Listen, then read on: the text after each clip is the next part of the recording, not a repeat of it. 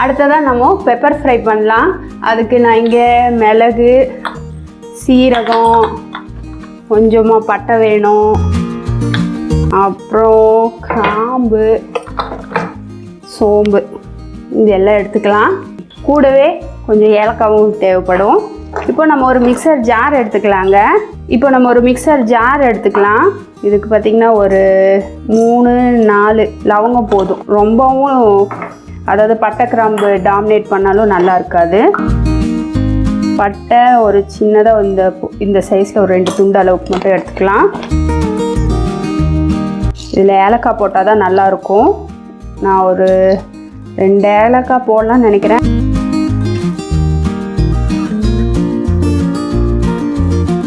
அடுத்தா சீரகம் ஒரு 1/2 ஸ்பூன் அளவுக்கு.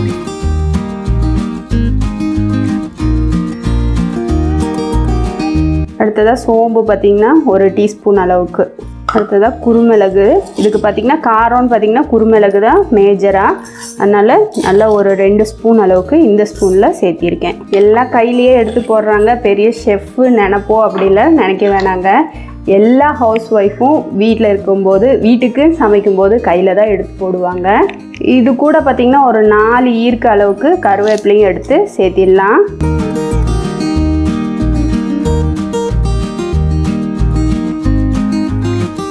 இது கூட பார்த்திங்கன்னா பெரிய வெங்காயம் 1 சேர்த்திக்கலாம்.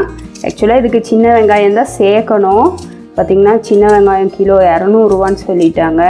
அதனால் நான் இன்றைக்கி பெரிய வெங்காயமே சேர்த்திக்கிறேன். உங்களுக்கு சின்ன வெங்காயம் கிடச்சதுன்னா சின்ன வெங்காயம் சேர்த்திக்கோங்க, அதுதான் ரொம்ப நல்லாயிருக்கும். இது கூட இஞ்சி பூண்டு பேஸ்ட் பார்த்திங்கன்னா 1 ஸ்பூன் அளவுக்கு நம்ம சேர்த்திக்கலாம். நான் பொதுவாக வீட்டில் எப்போவுமே இது போல் அரைச்சி வச்சுக்குவேன். இப்போது இது தண்ணி எதுவும் தெளிக்காமல் அரைச்சிட்டு வந்துடலாங்க. இப்போது இந்த அளவுக்கு நம்ம நல்லா பேஸ்ட்டாக அரைச்சிட்டு எடுத்து வந்தாச்சு. இங்கே நம்ம ஆல்ரெடி சிக்கனை கழுவி வச்சுருக்கோங்க. இதில் மஞ்சள் பொடி பார்த்திங்கன்னா ஒரு சிட்டிகை அளவுக்கு மட்டும் சேர்த்திக்கலாம். இப்போது நம்ம அரைச்ச இந்த விழுதை இதோடு சேர்த்திடலாம். இது கூடவே இதுக்கு தேவையான அளவு உப்பு. இப்போ இது எல்லாத்தையும் சேர்த்தி நல்லா கலந்து விட்டுடலாம்.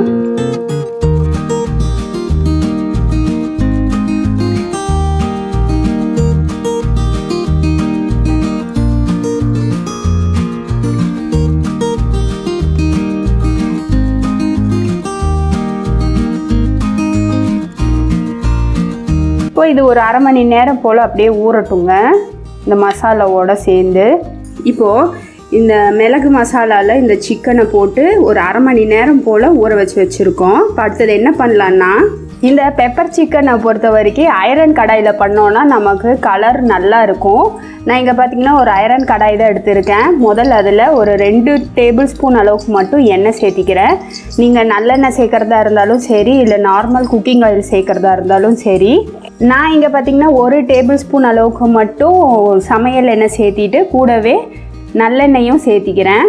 இப்போது எண்ணெய் பார்த்திங்கன்னா ரொம்ப காஞ்சிருச்சு. அதனால் நான் ஃப்ளேமை ஆஃப் பண்ணிவிட்டு நான் மசாலா பொடியை சேர்த்திக்கிறேங்க.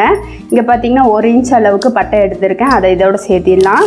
கூடவே ஒரே ஒரு பிரிஞ்சி இலையை கிழிச்சு இதோடு சேர்த்திடலாம்.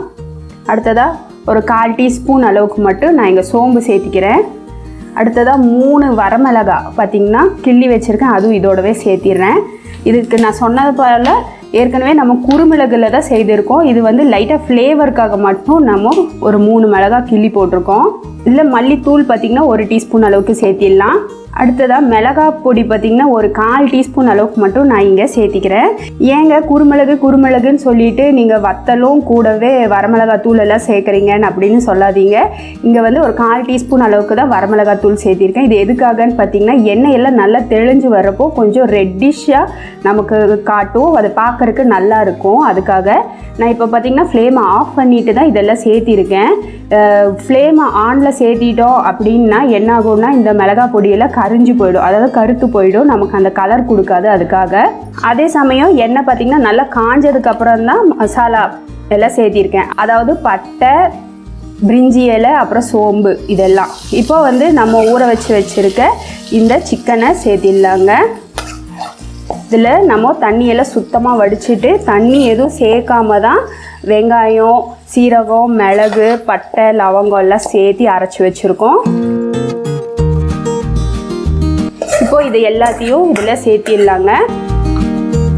இதுக்கப்புறம் இப்போது நம்ம ஃப்ளேமை ஆன் பண்ணிக்கலாம். இப்போது இதில் நம்ம தண்ணி எதுவுமே சேர்க்க வேண்டியது இல்லைங்க. பார்த்திங்கன்னா அந்த ஸ்லோ ஃப்ளேமில் வச்சு நம்ம திருப்பி விட்டுட்டே இருந்தால் போதும். இந்த சிக்கனில் இருக்க தண்ணியே நல்லா ரிலீஸ் ஆகி வரும். அதுலேயே நம்ம வெந்து எடுக்க வேண்டியது தான். இந்த ஐரன் கடாயில் நம்ம செய்யும்போது பார்த்திங்கன்னா நல்ல ஒரு கருத்த கலராக கொடுக்கும். அதுக்காக தான் நம்ம இரும்பு கடாய் எடுத்திருக்கோம்.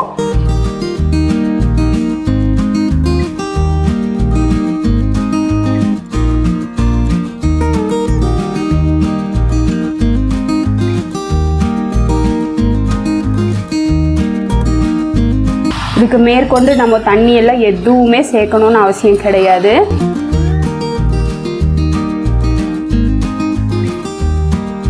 இது பார்த்திங்கன்னா நமக்கு சப்பாத்தியோடலாம் வச்சு சாப்பிட்றதுக்கு ரொம்பவே சூப்பராக இருக்குங்க.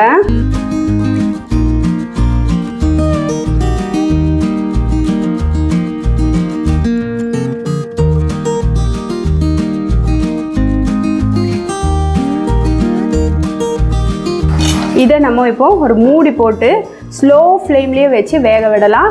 அப்பப்போ இடையில திருப்பி கொடுத்துட்டே இருக்கலாம். இந்த சிக்கனில் இருக்கிற தண்ணியிலேயே இது வெந்துடும். நம்ம வெந்ததுக்கப்புறம் எப்படி இருக்குன்னு பார்க்கலாங்க.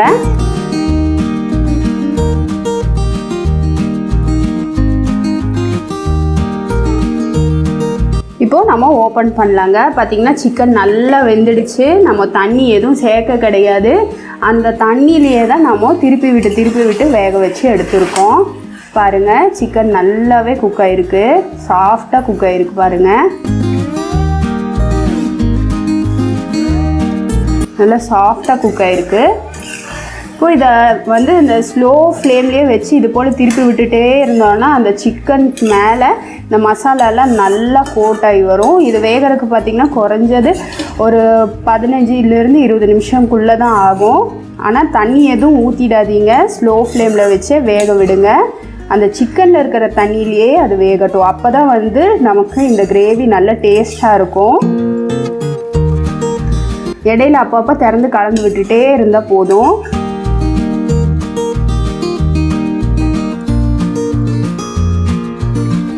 இதுவே நம்ம சப்பாத்திக்கு எடுக்கிறதா இருந்தால் கொஞ்சம் வேணால் தண்ணி சேர்த்திக்கோங்க. இல்லாட்டி ஒரு தக்காளி பழம் கட் பண்ணி சேர்த்திக்கோங்க. ரொம்ப சூப்பராக இருக்கும். தக்காளி விற்கிற விலைக்கு நான் தக்காளி போடலை. தக்காளி போடுறதா இருந்தாலும் ஒரு தக்காளி அளவுக்கு சேர்த்திக்கலாம். அவ்வளோதாங்க, டேஸ்டியான பெப்பர் சிக்கன் ரெடி ஆகிடுச்சு. டேஸ்டியான பெப்பர் சிக்கன் ரெடி ஆகிடுச்சு நம்மளோட ஸ்டைலில். நம்ம செய்த இந்த சிக்கன் பெப்பர் ஃப்ரை ரெசிபி உங்களுக்கு பிடிச்சிருந்தால் லைக் பண்ணுங்கள், ஷேர் பண்ணுங்கள். மறக்காமல் குக் வித் சுஜியை சப்போர்ட் பண்ணுங்கள். தேங்க்யூ.